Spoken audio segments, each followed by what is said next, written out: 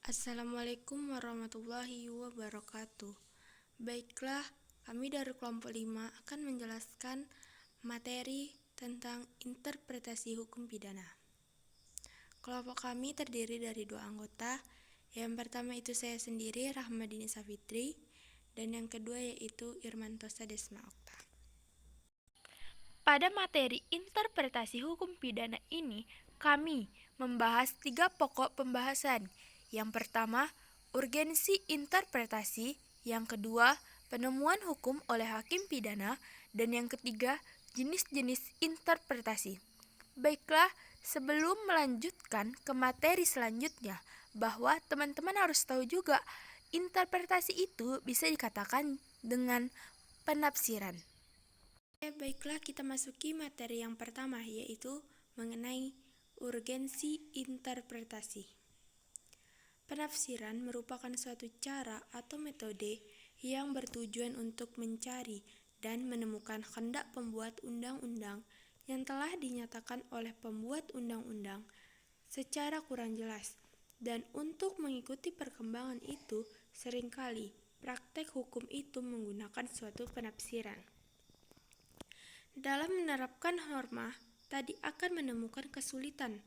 Untuk mengatasi kesulitan itu, kita dapat melakukannya dengan jalan menafsirkan, serta untuk memenuhi tuntutan rasa keadilan masyarakat sesuai dengan nilai-nilai yang berkembang dan dianut masyarakat, sehingga dalam praktek penerapan hukum diperlukannya sebuah penafsiran. Oke teman-teman, kita masuki materi yang kedua, yaitu tentang penemuan hukum oleh hakim pidana. Penemuan hukum diartikan sebagai proses pembentukan titik kumpul oleh hakim atau aparat hukum lainnya yang ditugaskan untuk menerapkan peraturan hukum umum pada peristiwa hukum konkret. Untuk mencapai keadilan yang setinggi-tingginya, hakim bahkan boleh menyimpang dari undang-undang demi kemanfaatan masyarakat. Dalam sebuah penemuan hukum bebas, undang-undang diletakkan sebagai sebuah subordinat yang berfungsi sebagai sarana dan bukan sebagai tujuan hukum bagi hakim. Penemuan hukum ini bisa dikatakan dalam arti bukan sekedar hanya penerapan undang-undang saja, tetapi hakim juga mencakup, memperluas, dan membentuk peraturan dalam putusan hakim. Baiklah, kita lanjutkan pada materi yang terakhir mengenai jenis-jenis interpretasi. Jenis-jenis interpretasi ini terbagi menjadi 4. Yang pertama, penafsiran autentik. Yang kedua, penafsiran menurut jurisprudensi. Yang ketiga, penafsiran menurut penjelas undang-undang. Yang keempat, penafsiran menurut doktrin. Penafsiran menurut doktrin ini terbagi lagi menjadi 9 penafsiran. Yang pertama, penafsiran tata bahasa. Yang kedua, penafsiran historis. Yang ketiga, penafsiran logis. Yang keempat, penafsiran sistematis. Yang kelima, penafsiran analogi. Yang keenam, penafsiran teologis. Dan yang ketujuh, penafsiran kebalikan. Kedelapan, penafsiran membatasi. Dan yang kesembilan, penafsiran memperluas. Oke, penafsiran autentik yang pertama. Penafsiran autentik ini ialah penafsiran yang pasti terhadap arti kata-kata itu, sebagaimana yang diberikan oleh pembentuk undang-undang, atau penafsiran ini sudah ada dalam penjelasan pasal demi pasal. Misalnya pada pasal 98 KUHP, arti waktu malam berarti waktu antara matahari terbenam dan matahari terbit. Selanjutnya, penafsiran menurut jurisprudensi. Jika sekiranya sumber-sumber hukum perundangan tidak memberikan makna tentang istilah yang dicari, baik dari dalam penjelasannya, maka sebagai langkah selanjutnya harus dicari dalam jurisprudensi, putusan kasasi Mahkamah Agung, putusan banding pengadilan tinggi, atau putusan pengadilan negeri. 3. Penafsiran menurut penjelas undang-undang. Apabila istilah yang dicari maknanya tidak ada dalam perundang-undangan melalui penafsiran autentik, maka selanjutnya harus mencari penafsiran dalam penjelasan undang-undang itu, karena setiap perundang-undangan terdapat penjelasan pasalnya. Yang keempat, penafsiran menurut doktrin atau ilmu pengetahuan hukum pidana. Dalam ilmu pengetahuan hukum pidana, terdapat beberapa metode penafsiran yang dijadikan sebagai rujukan dalam memberikan arti terhadap suatu istilah. Yang pertama yaitu penafsiran tata bahasa.